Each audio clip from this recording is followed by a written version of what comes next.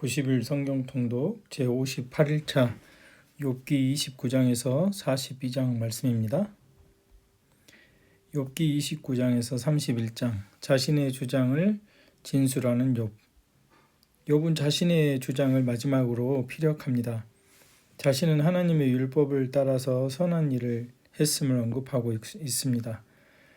그리고 하나님의 은총을 받아 장수와 편안한 죽음을 기대했었습니다. 그러나 현재는 비통한 현실을 맞았고 자신은 조롱거리요 버림받은 자이며 고통으로 신음하고 있습니다. 하나님이 이 모든 일을 행하셨다라고 말하고 있고 그러나 그 이유는 알 수 없다라고 고백합니다. 욥은 자신은 일꾼들을 공평하게 대했고 또 궁핍한 자들을 구제했으며 결코 물욕에 사로잡히지 않았다고 고백합니다. 이전에 엘리바스가 욥을 책망할 때 욥이 선한 일을 행하지 않아서 고난을 당했다라고 말한 것에 대한 욥의 진술입니다. 욥은 우상 숭배를 하지 않았으며 아무도 문전박대를 하지 않았고 은밀한 죄도 숨기지 않았다고 고백합니다. 욥은 이 모든 사실을 하나님 앞에서 맹세하려고 합니다. 32장에서 37장에 보면 이제 엘리후가 나타나서 자신의 견해를 피력합니다. 욥의 세 친구의 논쟁이 끝나고 부스 사람 엘리후가 말합니다. 당시 사회에서는 연장자가 먼저 말하는 것이 관례였기 때문에 엘리후는 참고 기다리다가 마지막에 대화에 끼어듭니다. 욥의 세 친구는 욥이 당하고 있는 고난이 죄의 대가라고 그렇게 여겼습니다. 그러나 엘리후는 의인도 고난받을 수 있다라고 주장했고 엘리후는 하나님 우리를 멸하시기 위해서가 아니라 구원하시기 위해서 경고하는 꿈과 고난을 통해서 우리에게 말씀하신다. 그러니까 엘리후 주장은 뭡니까? 욥의 세 친구들이 욥이 당한 고난이 죄의 대가라고 여겼지만 엘리후는 의인도 고난을 받을 수 있다 이렇게 주장을 했고 또 고난을 주신 이유는 우리를 구원하시기 위해서 또 경고하시기 위해서 두 가지로 말씀하신다라고 주장하고 있습니다. 하나님은 지고하시며 공의로우시며 공평하신 만인의 재판관이시다라고 말하고 있습니다. 사람들은 하나님을 생각하는 것이 아니라 자신의 형편만을 생각하기 때문에 하나님이 응답하시지 하지 않으시는 것도 바로 그 때문이라고 주장하는 것이 엘리후의 견해입니다.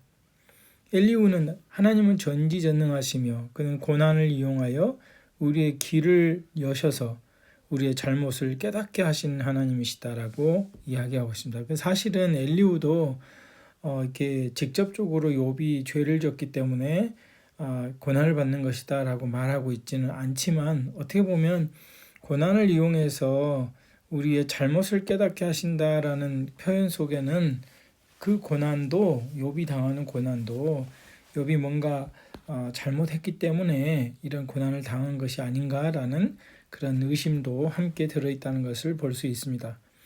욥은 그분의 교훈을 배워야 한다고 말합니다. 하나님은 위대하시다. 하나님은 장엄한 광채와 거룩하심 앞에서 하나님의 장엄한 광채와 거룩하신 앞에서 우리는 아무것도 아니다. 우리는 그분을 경외하는 것이 마땅하다라고 주장합니다. 하나님은 스스로 지혜롭다 하며 교만한 자를 돌보지 않으신다라고 욥에 대한 자신의 견해를 말합니다. 사실 엘리후도 그 세 친구와는 조금 다른 양상을 가지고 있긴 하지만 욥에 대해서 비난을 하고 있는 부분이 좀 볼 수가 있죠. 스스로 지혜롭게 여긴다, 스스로 교만하다라고 얘기하고 있는 모습을 볼 수 있습니다. 이제 하나님의 응답과 욥의 회개가 욥기 38장에서 42장에 전체적으로 소개되어 있습니다.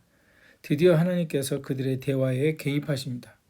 하나님은 전능하시며 인생들 위에 높이 계신다. 하지만 그는 가까이도 계신다라고 이야기하십니다. 인생의 간구를 듣고 그를 보살피시며 이제 하나님께서 욥에게 질문을 하십니다. 하나님께서는 70가지 질문으로 욥에게 말씀하십니다. 하나님이 세상과 빛과 어둠과 바람과 비 그리고 하늘의 별을 지으실 때 욥 너 어디에 있었느냐?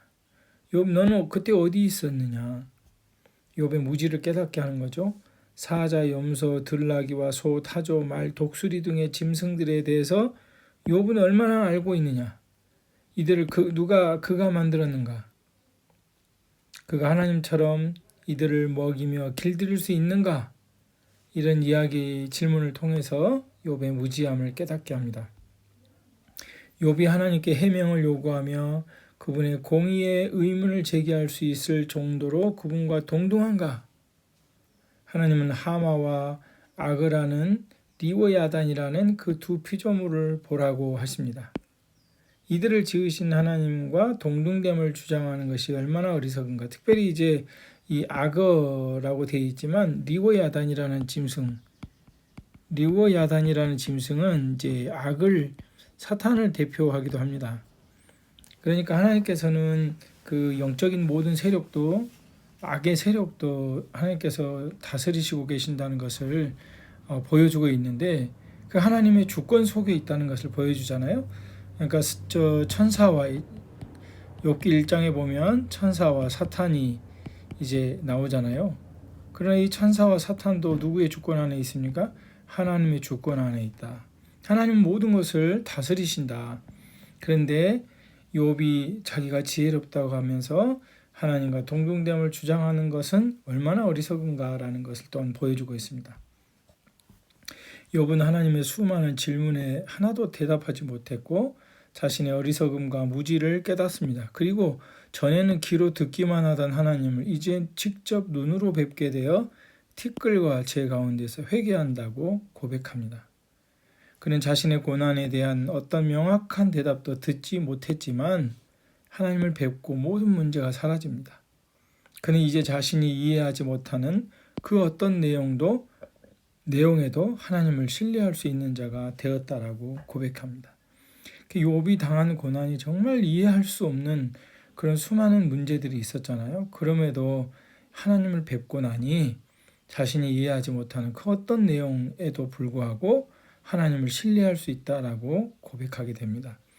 욥의 결백함이 입증되었고, 그래서 욥에 대해서 비난했던 세 친구들에 대하여 하나님께 대하여 용서받기 전에 욥에게 용서받으라고 말씀하고 있고, 하나님은 욥의 운명을 바꿔주시며 크게 축복해 주십니다. 자, 이 지혜 문학에 우리가 욥기를 봤는데, 지혜 문학은 일상에서 하나님의 통치 아래 산다는 것이 구체적으로 어떤 삶인지를 묻습니다. 하나님의 통치 아래 산다는 것. 우리가 그 성경의 통일성을 보면 하나님의 나라의 그 회복에 대한 관점을 가지고 봤잖아요.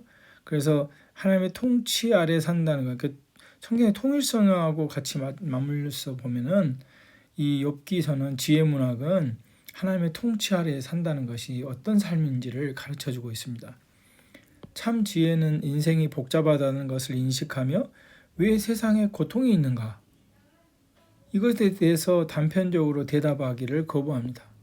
삶에는 우리를 당황스럽게 만드는 미스터리가 있지만 우리는 여전히 여호와를 경외하고 그의 뜻을 행해야 한다라고 부름받습니다. 욥기에는 고통의 이유가 무엇인지 정확한 답을 주지 않고 있습니다. 다만 고통이 하나님께 영광을 돌린다는 것과 하나님에게는 인간이 완전히 이해할 수 없는 고통의 이유들이 있음을 가르치고 있습니다. 그러나 또한 욥기 42장에 보면 고난은 여호와께 속한 자들의 최종 단어가 아니다. 그들은 결국 여호와를 경외하는 자들은 인정받게 될 것이며 그래서 여호와 하나님이 함께하는 미래의 삶에 대한 확신을 가질 것을 말하고 있습니다. 고난이 우리의 종착점이 아니라는 거예요. 하나님의 축복의 삶, 미래의 삶은 하나님이 함께 하시고 하나님이 축복해 주실 것에 대한 기대를 하고 있는 것입니다. 인간은 여호와를 경외하고 영화롭게 해야 한다. 하나님 왜 고통받는지 이해할 수 없을지라도 우리가 하나님의 주권에 복종해야 한다라고 가르치고 있습니다. 여호와는 우주의 주님이 되신다. 하나님은 악도 다스리신다. 하나님은 창조주이시며 구속주이시다. 우리는 무슨 일이 벌어지는지 알지 못할지라도 하나님께 순종하며 하나님을 경외하는 삶을 살아야 한다는 것이 욥기서의 주제입니다. 욥기서까지 해설을 마칩니다.